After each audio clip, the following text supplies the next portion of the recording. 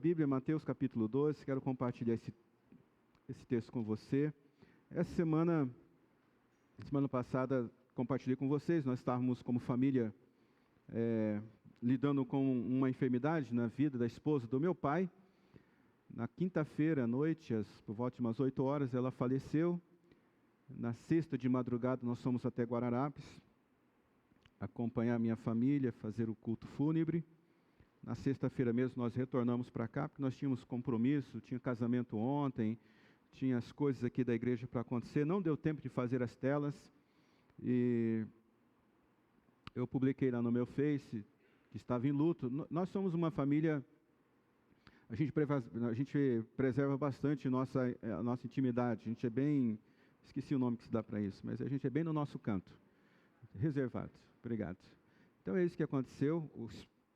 A esposa do meu pai, que não é a minha mãe, faleceu, o nome dela é Aparecida, Cida, mais de 30 anos de convertida, perto disso também, perto de 30 anos convivendo com o meu pai. É uma perda. Quando ela se casou com o meu pai, eu já tinha mais de 18, 20 anos, então não fui criado por ela, mas sempre tive um respeito muito grande por ela, também teve sempre um respeito pela minha família, de maneira que é uma perda grande para a gente. Obrigado por você que orou, por você que mandou mensagem perguntando o que estava acontecendo. É sobre isso. Não respondi lá e não dei detalhes lá porque não gosto muito disso. Você vê que o meu Face ele é mais coisa relacionada à igreja do que à minha própria vida pessoal. Obrigado por suas orações. Sei que Deus fez o melhor na vida dela. Tinha 74 anos. Ela provavelmente sairia com uma sequela se não fosse um milagre do Senhor. Meu pai também tem perto disso, uns 74 anos, então seria uma vida muito difícil para os dois. Deus fez o que foi melhor, e a gente acredita nisso. Por favor, então, vamos ler Mateus capítulo 12, vou ler com você, versículos de 1 a 14. Essa é uma mensagem, ela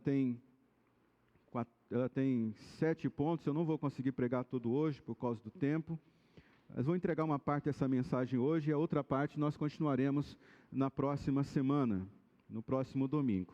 Mateus capítulo 12, versos de 1 a 14, diz assim a palavra de Deus. Naquela ocasião, Jesus passou pelas lavouras de cereal no sábado. Os seus discípulos estavam com fome e começaram a colher as espigas para comê-las. Os fariseus, vendo aquilo, lhes disseram: olha, os teus discípulos estão fazendo o que não é permitido no sábado. Ele respondeu: vocês não lembram o que fez Davi, ele e os seus companheiros, quando eles e os seus companheiros estavam com fome? Ele entrou na casa de Deus e junto com os seus companheiros comeu o pão da presença, e o que não lhes era permitido fazer, mas apenas aos sacerdotes. Ou vocês não leram na lei que no sábado os sacerdotes no templo profanam esse dia, e contudo ficam isentos de culpa? Eu lhes digo que aqui está o que é maior do que o templo. Se vocês soubessem o que significa estas palavras, desejo misericórdia e não sacrifício, não teriam condenado inocentes, pois o Filho do Homem é Senhor do sábado. E saindo daquele lugar, dirigiu-se à sinagoga deles, e estava ali um homem com uma das mãos atrofiada. E procurando um motivo para acusar Jesus, eles lhes perguntaram: é permitido curar no sábado? Ele lhes respondeu: qual de vocês, se tiver uma ovelha e ela cair num buraco no sábado, não irá pegá-la e tirá-la de lá? Quanto mais vale um homem do que uma ovelha. Portanto, é permitido fazer o bem no sábado. Então, ele disse ao homem: estenda a mão. E ele a estendeu, e ela foi restaurada, e ela ficou boa como a outra. Então os fariseus saíram e começaram a conspirar sobre como poderiam matar Jesus. Me acompanhe nessa oração.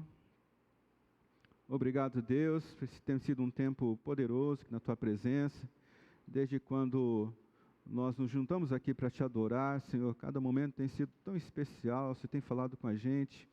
Agora, Pai, Nós viemos aqui te buscar, o Senhor sabe disso. Nós aqui viemos para aprender da Tua palavra. Nós queremos que o nosso coração seja guiado conforme os Seus preceitos. Nós queremos que a nossa mente seja iluminada conforme as Suas leis. Nós queremos que a nossa vida seja uma vida que Te agrade, Senhor.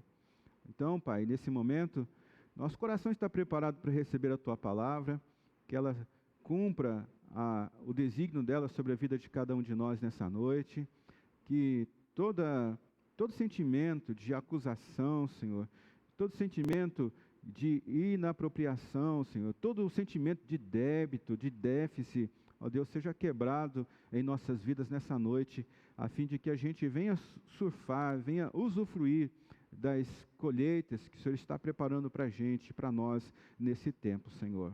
Ó Deus, abençoa a Tua palavra nessa noite sobre nossas vidas. E eu também peço que o Senhor abençoe minha vida ao entregar a Tua palavra. Eu oro assim, no nome poderoso de Jesus. Amém, Senhor. Fica muito claro nesse texto de Mateus que os discípulos de Jesus, eles estavam passando por um lugar, por uma plantação, onde essa plantação já estava pronta para colher, já estava pronta para ser retirada dali. Um lugar onde as espigas dos cereais estavam prontos para serem consumidas. E é interessante esse texto, porque esse texto ele diz respeito muito à nossa vida diária, o nosso dia a dia. Observe você que a nossa vida ela é uma constante de semeadura e colheita, semeadura e colheita. Isso está acontecendo com a gente 24 horas por dia, 7 dias por semana. Todos os dias nós estamos semeando, todos os dias nós estamos colhendo. Nesse momento você está colhendo algo. Por exemplo, nesse momento você está aqui sentado ouvindo a palavra de Deus, ou você está na sua casa ouvindo a palavra de Deus. Essa é uma colheita de uma decisão que você tomou. Talvez você tenha decidido vir para a igreja um pouquinho perto do horário do culto, ou talvez você já tenha decidido isso durante a semana, ou você decidiu ontem, falou assim, amanhã eu vou no culto. E você está colhendo hoje uma decisão que você tomou há um tempo atrás. Você está colhendo algo que foi uma escolha que você fez. Hoje eu vou ao culto. E a colheita, quem sabe você é uma colheita da sua mãe esteve orando por você, oh meu Deus, abençoa meu filho, não deixe meu filho se desviar, mantenha o meu filho debaixo dos teus olhos, não desampare ele, que ele te conheça, que ele siga o teu caminho. Talvez você seja uma colheita da oração da sua mãe orou por você. Ou você é a colheita de alguém que semeou na sua vida, alguém que parou e falou assim, olha, você conhece Jesus, olha o que Jesus está fazendo, olha o que Ele pode fazer na sua vida, vamos lá, entregue a sua vida para Jesus. Talvez você seja a colheita de alguém semeou o Evangelho na sua vida. O fato é que nesse momento você está plantando e nesse momento você também está colhendo. Observe isso, a vida, ela é uma eterna colheita, uma eterna semeadura. O tempo todo nós estamos fazendo isso. Talvez você não tenha percebido ainda, mas o tempo todo você está colhendo e você está semeando. Acontece que às vezes nós esquecemos disso. E quando você está tendo uma colheita que não te agrada, quando você está colhendo coisas que é nocivas para a sua vida, você coloca a mão sobre a sua cabeça e diz, meu Deus, o que eu fiz para poder merecer isso? Essa não é a pergunta que você deve fazer. A pergunta que você deve fazer é, Senhor, o que eu não fiz? Porque certamente o que você está recebendo é fruto de uma semeadura. E a pergunta mais apropriada para você fazer nesse momento é, o que eu não fiz? O que eu deixei de fazer? Porque às vezes você tem uma colheita de uma falta de atenção, você não prestou atenção no seu relacionamento com Deus, você não prestou atenção no seu relacionamento em casa, você não prestou atenção devida, você não semeou atenção devida a algo e hoje você está colhendo o fruto disso. E talvez você está colhendo algo hoje que seja uma colheita de algo que você não empregou esforço, que você não trabalhou para obter. E às vezes é isso, irmãos, às vezes a gente fala assim, não, é só hoje que eu não vou fazer nada, é só hoje que eu vou ficar de boa, mas o tempo passa e o que você vai colher? Se você não semeou, você não vai colher nada. Talvez você esteja recebendo hoje a colheita de uma desatenção, talvez você esteja colhendo hoje a colheita de uma falta de entrega, Quantas pessoas, elas vivem perto de Deus, mas elas nunca se entregam profundamente, nunca se entregam inteiramente. Eles ficam assim com um pé lá e um outro cá, um pé no mundo e um pé na igreja, um pé no reino de Deus e um pé no reino de... um pé numa barca, outro pé no outro. Quer dizer, uma hora vai dar ruim isso. Você tem que decidir. Talvez você esteja colhendo hoje a colheita da falta de entrega.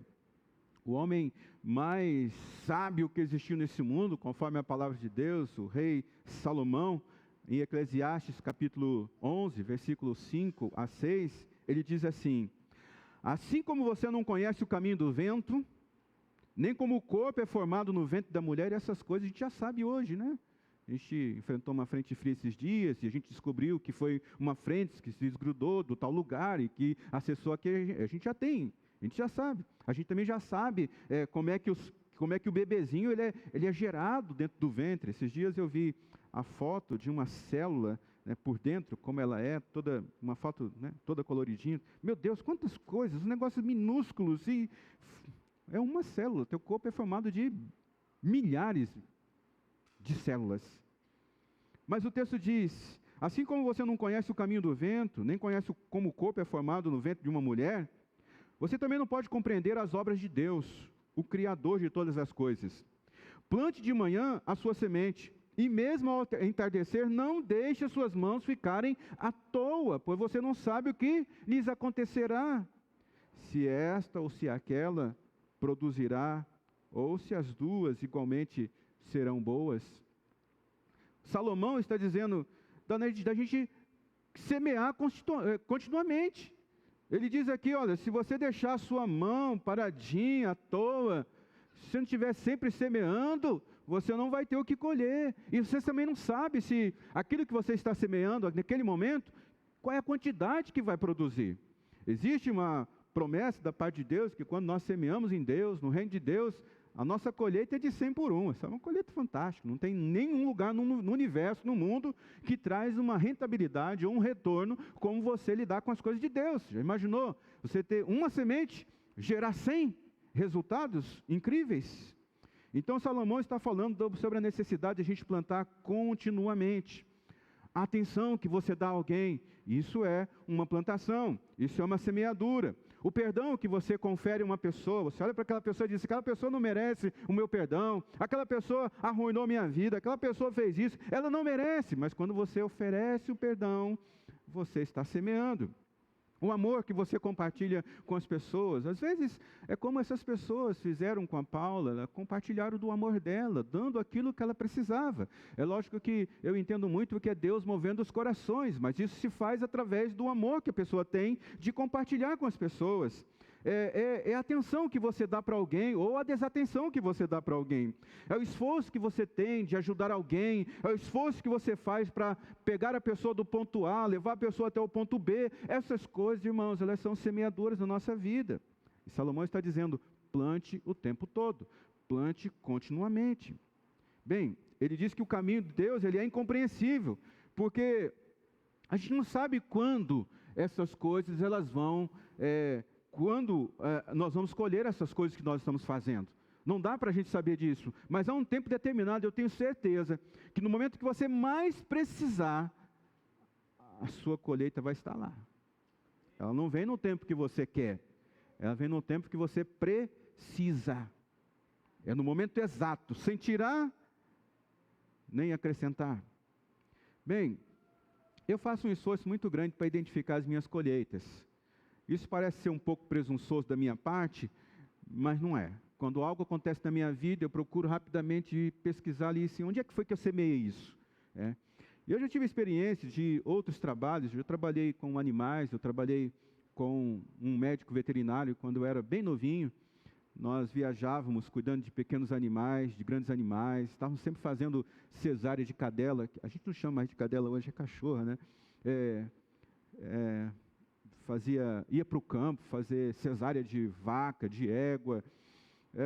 Depois fui trabalhar no hospital, e lá no hospital, eu comecei trabalhando no hospital, fiquei lá por 8 anos, e eu comecei trabalhando para substituir uma mulher que ia ter um bebê, uma gestante, 4 meses, e eu ia trabalhar como recepcionista, eu fui trabalhar como recepcionista.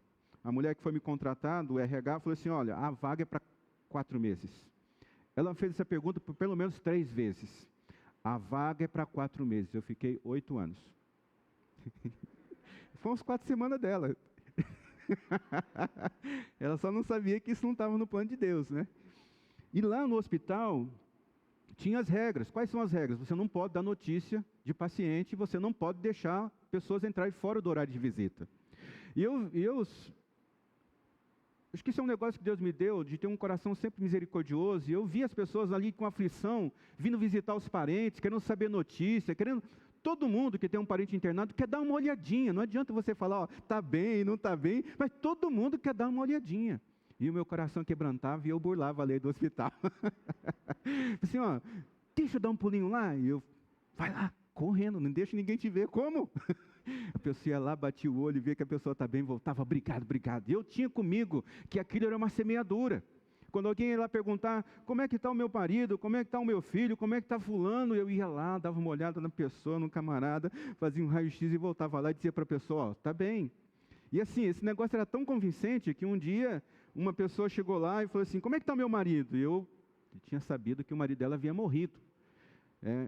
Só que eu não queria dar essa notícia para ela. O seu marido morreu, que é a forma mais comum de se dar, né? Eu disse para a mulher, o seu marido obitou. E ela saiu contente de lá. Porque ela não entendeu a palavra. Eu queria entregar essa palavra dura para ela de uma maneira que não fosse tão pesada para ela naquele momento. E eu sempre acreditei assim, que aquilo que eu estava semeando, em algum momento, quando fosse necessário, eu iria ter essa colheita. Hoje, no Ministério Pastoral, não era só por causa do Ministério Pastoral, porque o Ministério Pastoral não é nenhum peso para mim. Eu sempre estou fazendo isso com as pessoas, sempre que eu posso, eu estou ajudando. Porque eu acredito que eu vou colher tudo isso que eu estou semeando na vida das pessoas. E a Bíblia, ela tem tantas histórias em torno disso. Por exemplo, se você for lá para 2 Reis, no capítulo 8, conta uma história muito interessante de uma mulher chamada Sunamita. Essa mulher, ela era uma mulher rica, ela era uma mulher de negócio. Ela era casada com um homem com um pouco mais de idade, eles não tinham filho, eles não podiam ter filho. Mas essa mulher, vendo o homem de Deus, um profeta chamado Elias, passar sempre ali pela cidade dela, pela casa dela, um dia ela falou assim para o marido, marido, eu vejo que esse homem é um homem de Deus.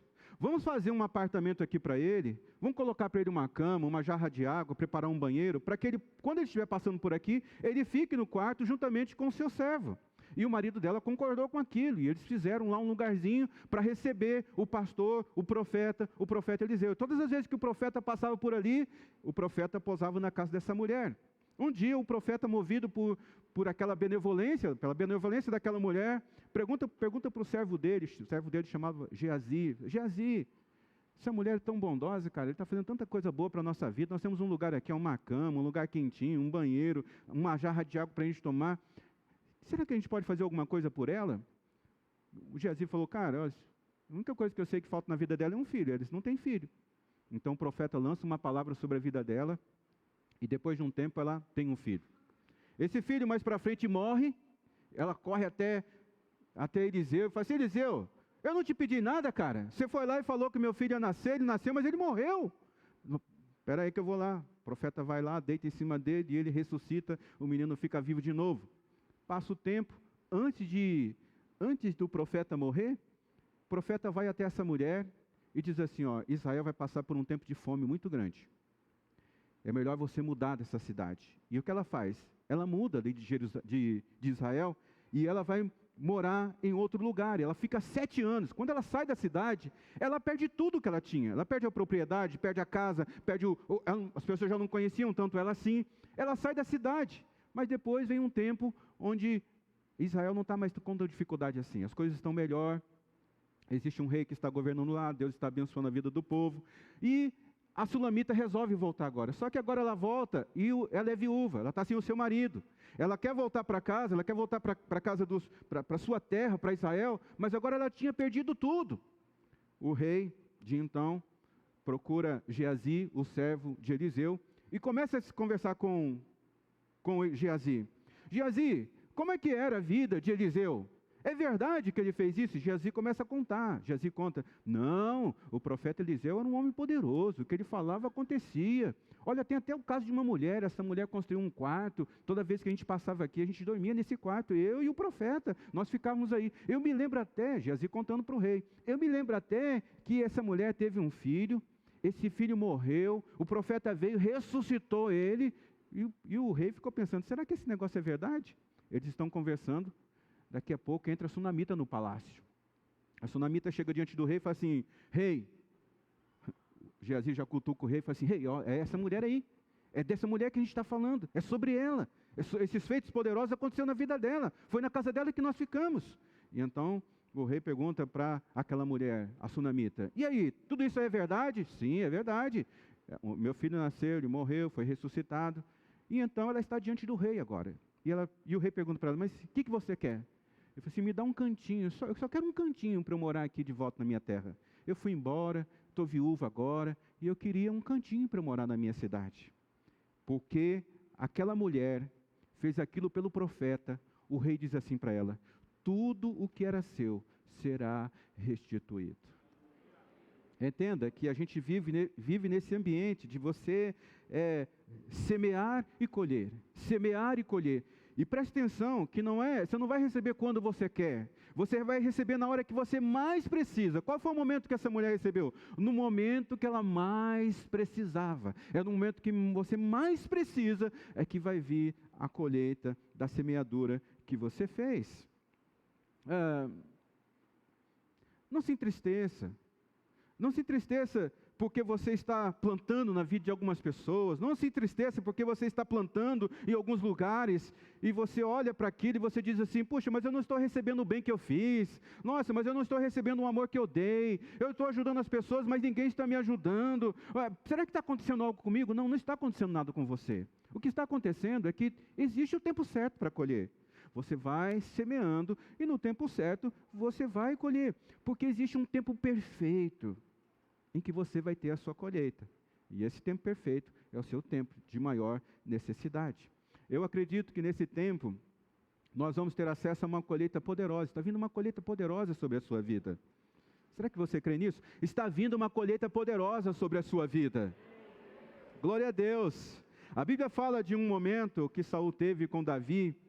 Davi estava fugindo de Saul, Saul estava perseguindo Davi. Saul queria matar Davi. E Davi foi se esconder numa caverna chamada Caverna de Adulão.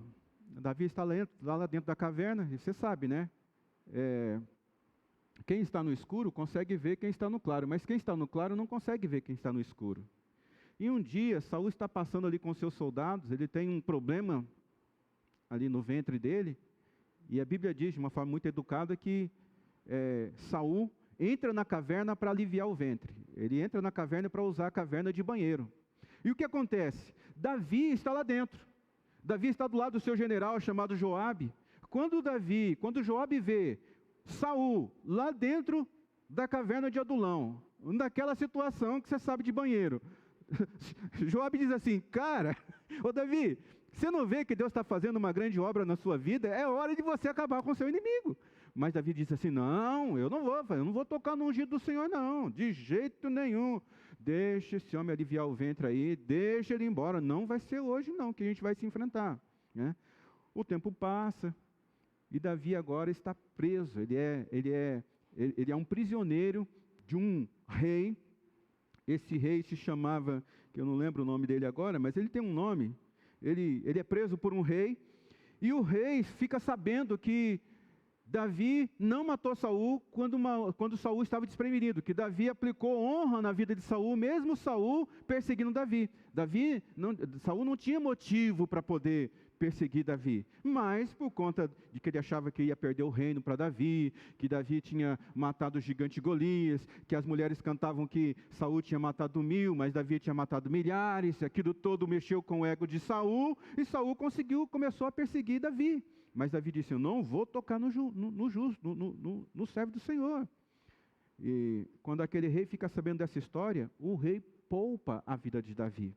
Veja que a vida toda, ela é uma vida assim, de você semear e de você colher.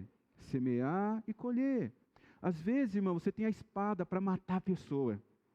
Às vezes você tem tudo na sua mão para poder destruir aquela pessoa. Você conhece a falha dela, você conhece o pecado dela, você conhece os erros daquela pessoa. Você tem o potencial de acabar com a vida daquela pessoa, de acabar com a reputação daquela pessoa. Mas aí você pensa assim, né? Não.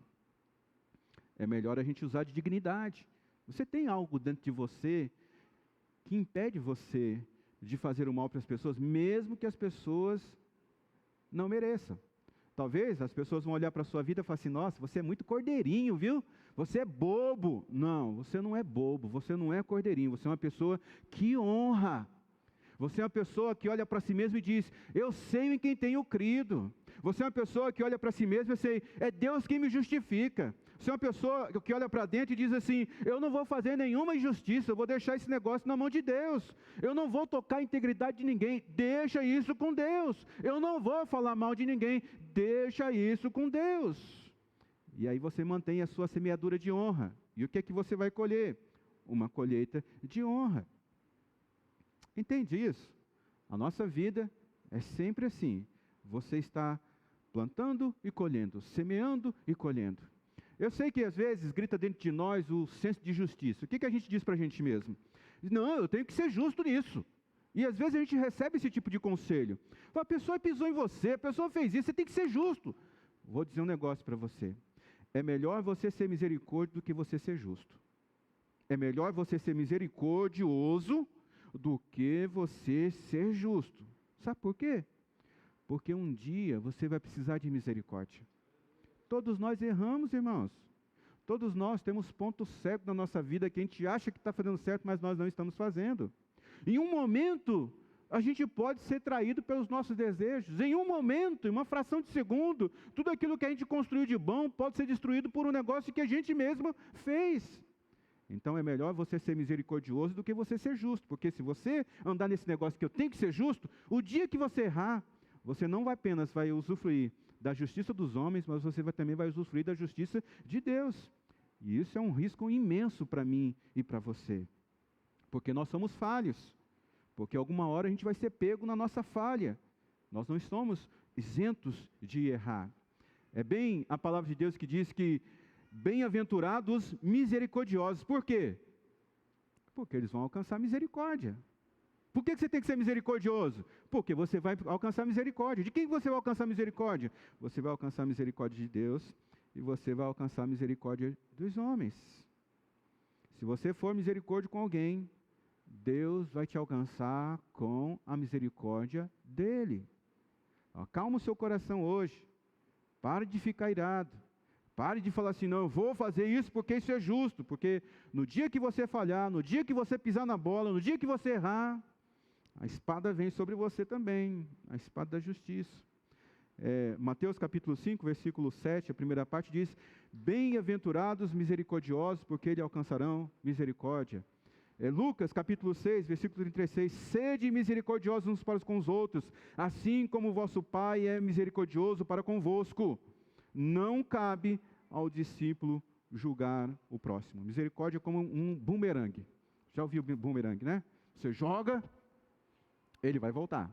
Misericórdia é isso. Você lança misericórdia e a misericórdia vai te alcançar no momento que você mais precisar. Então, existem colheitas corporativas, existem colheitas de ambientes, existem colheitas de atmosfera. Você deve se lembrar, por exemplo, de Mefibosete. Mefibosete recebeu uma colheita por ele ser filho de Jonatas. Davi descobre que ele está vivo, Davi coloca ele na mesa dele, dá um canto para ele morar, para ele ser cuidado como um da corte. Por quê? Porque ele está colhendo uma colheita por ser filho de Jonatas. Existem colheitas corporativas, existem colheitas familiares, existem colheitas de ambientes, existem colheitas de atmosfera. Então a gente está aqui em Mateus capítulo 12, e Mateus capítulo 12 vai dizer que os discípulos estavam com fome. E eles estão passando por uma colheita, era tempo de colheita. As espigas estavam prontas. E eu quero deixar esse primeiro princípio com você aqui, e os outros 6 eu entrego para você semana que vem. Primeiro princípio, sempre estamos entrando numa colheita, e sempre existe uma colheita para ser identificada. Sempre estamos entrando numa colheita, e sempre existe uma colheita para ser identificada. Então, Mateus capítulo 12, versículo 1, vai dizer que naquela ocasião, Jesus passou pelas lavouras de cereal, no sábado, e os seus discípulos estavam com fome, e eles começaram a colher as espigas para comê-las. Então, às vezes nós entramos numa colheita que a gente não plantou. Às vezes nós colhemos coisas que nós não plantamos. E talvez pode passar pela sua ideia de que os discípulos estão invadindo uma propriedade aqui para roubar espigas. Não era isso. Você vai ver Deuteronômio capítulo 24, versículo 19, Levítico 19, 10, Levítico 23, 11, o livro de Ruth. Existia uma lei dentro de Israel que se você estivesse com fome e você estivesse passando por uma colheita, você tinha o direito de ir lá naquela colheita e saciar a sua fome. Você não podia entrar lá, sair com um saco de espiga nas costas e vender logo na esquina ali. Isso não podia fazer. Mas é tão interessante isso, porque isso vem da lei de Moisés, chamada lei mosaica. E a lei mosaica, ela é uma lei que coloca a propriedade acima de tudo. A lei mosaica, ela protege a propriedade de todas as pessoas. A propriedade é algo inviolável. Mas a Bíblia diz aqui, que se a pessoa estivesse com fome, se a pessoa tivesse acesso, ela podia comer. Se você está com fome e você tem acesso, coma. E os discípulos estavam com fome. Eles estavam com uma colheita disponível para ele. Então veio o espírito religioso. De quem? Dos fariseus. E veja que às vezes isso também acontece com a gente, porque às vezes a gente está entrando numa colheita e a gente se boicota a si mesmo. Por que a gente se boicota? Primeiro porque a gente não identifica a colheita.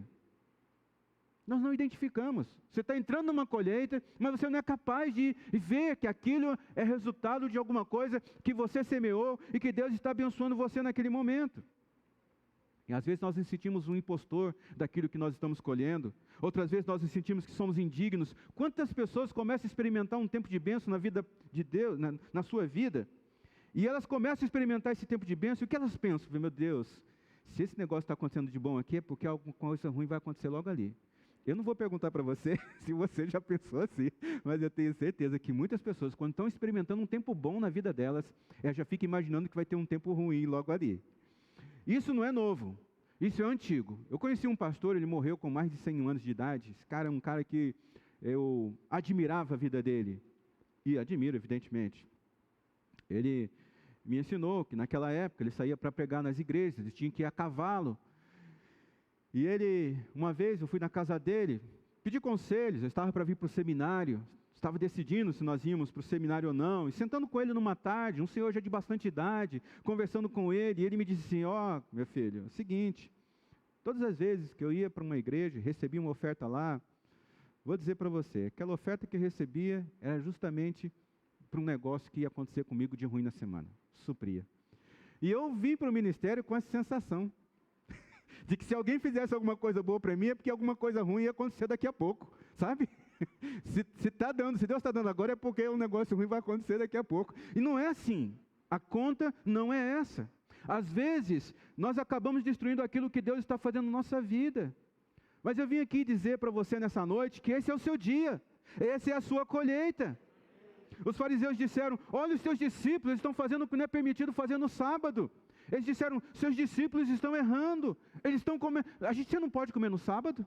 Se você estiver com fome, você não pode saciar a sua sede, a sua fome no sábado? Se Deus deu acesso, você não vai colher. Se Deus está dando para você, você não vai receber. É isso que o inimigo quer fazer com a gente. Ele quer acabar com a sua colheita. Ele quer acabar com a alegria da sua bênção. Ele quer que você olhe para a sua bênção, mas você não desfrute da sua bênção com legitimidade, sabe? É a lei que diz, você não pode comer. Pode perceber, irmãos.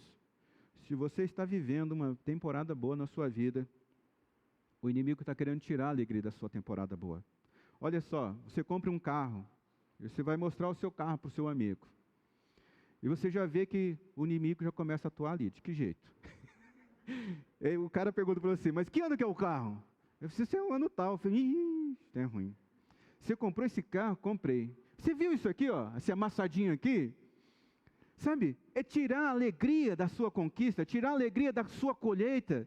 O inimigo, ele ele está sempre fazendo isso. O inimigo quer tirar a sua satisfação daquilo que Deus está abençoando a sua vida. Ele está sempre colocando um espírito de acusação em cima de você. Do tipo assim, você não merece. Você está recebendo agora, mas você vai ter que, daqui a pouco você vai enfrentar um problema ali. Então como é que você age? Você não se considera disponível para a misericórdia de Deus.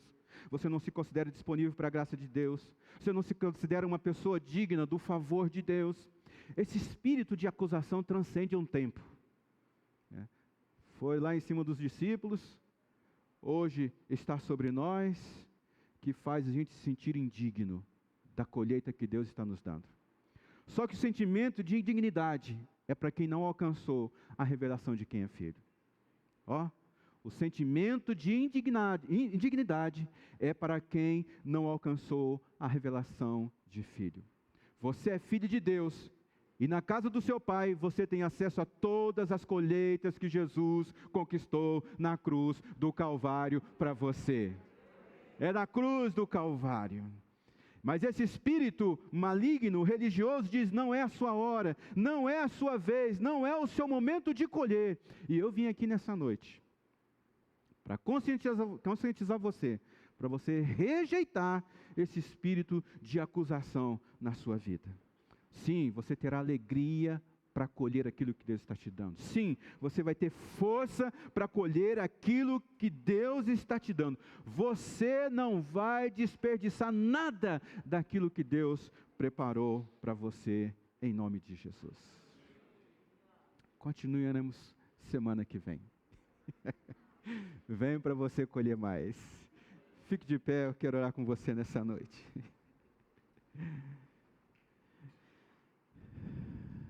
Poderoso Deus. Feche os seus olhos.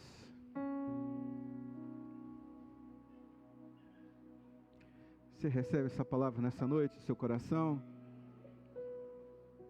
Você é alguém que está vivendo debaixo desse espírito de acusação?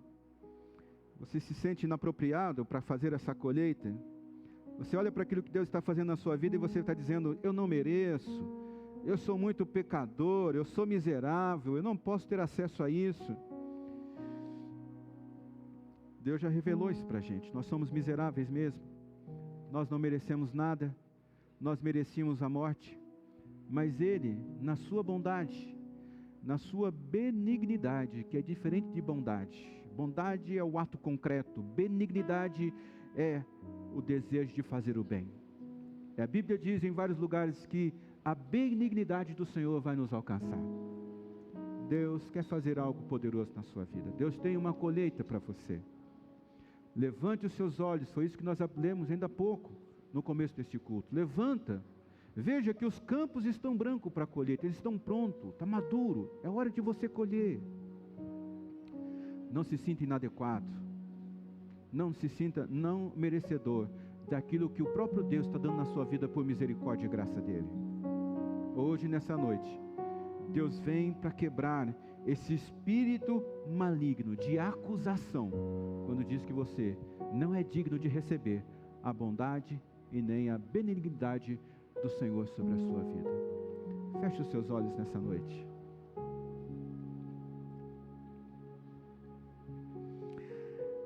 O que você pode falar para Deus a respeito disso? O que farei, o que direi por toda a bondade, por todo o benefício que o Senhor tem feito por mim, ó Deus, disse o salmista. Ele diz: eu vou edificar um altar, eu vou te adorar, eu vou anunciar os teus feitos na congregação dos justos, eu vou anunciar em todos os cantos que a tua bondade e a tua benignidade tem me alcançado, que o teu favor tem sido presente na minha vida. Com coragem nessa noite, acesse as colheitas que Deus tem te trazido sobre a sua vida. Vai lá, usufrua com alegria, vai lá, usufrua com gratidão, vai lá e bendiga o nome do Senhor por todo o benefício que Ele tem trazido sobre a sua alma, sobre a sua vida. Não te esqueça de nenhum dos benefícios do Senhor, de nenhum feito de bondade, de nenhuma ação de misericórdia, de graça sobre o Senhor, sobre a sua vida. Ai, Deus, essa noite, desse encontro do Senhor conosco, quebre toda acusação maligna contra os teus filhos e filhas, acusação que impede os teus filhos de sentir alegria naquilo que o Senhor está fazendo nesse momento na vida deles, espírito maligno que oprime, dizendo que os teus filhos e filhas não são merecedores porque eles são pecadores, miseráveis. Sim, Pai, nós reconhecemos quem somos, mas reconhecemos também o Teu amor, o Teu cuidado, a Tua bondade, a Tua misericórdia, a Tua graça, o Teu desejo de fazer o bem sobre as nossas vidas, os Teus planos de bondade sobre nós, ó Pai. Essa noite, Deus, ajuda o Teu filho e a Tua filha a levantar os olhos e observar que existem muitas áreas que já estão prontas para eles escolherem, que já estão prontas para eles usufruírem da colheita. Talvez não seja uma colheita que eles semearam, talvez não seja algo que eles aplicaram um esforço, mas que por causa da Tua bondade, por causa da Tua misericórdia, chegou o dia da colheita, chegou o dia de saciar a fome, saciar as necessidades. E como um bom pai, que não oferece um pão, uma pedra no lugar de pão, como um bom pai que olha para nós sempre com os olhos da misericórdia, que olha sempre pelo sacrifício que o Teu Filho fez em nosso favor, vem e abençoa cada pessoa que está aqui nessa noite, com uma colheita abundante, com uma colheita poderosa, uma colheita onde os vizinhos, os amigos, os parentes, virão até a vida deles, para saber o que é que eles têm feito, para estar colhendo tanto e abundantemente. E nós teremos a alegria, a satisfação de fazer como a mulher samaritana, de dizer: eu estou diante daquele que revelou tudo sobre a minha vida, o meu passado, o meu presente e o meu futuro. Venham e ouçam o que Ele tem a dizer. Pai, nessa noite, obrigado por esse tempo que o Senhor passou junto conosco. Agora acompanhe cada um de nós, nossa casa, para a nossa semana. Eu estou certo que com a Tua presença teremos uma semana vitoriosa. Abençoe a escola de profetas. Nosso Brasil está sendo mudado, impactado, transformado por causa dessas descobertas que teremos nesse dia. E eu também, ó Deus, te agradeço porque o Senhor nos dá a oportunidade de participar de algo tão grandioso e poderoso que o Senhor está fazendo agora no mundo e especialmente aqui no Brasil, quando o Senhor nos dá a oportunidade de participarmos da escola de profetas. Que o amor de Deus, a graça do nosso Senhor Jesus Cristo e a consolação do Espírito Santo de Deus esteja sobre a sua vida, hoje e até estarmos com Jesus. Amém, Senhor.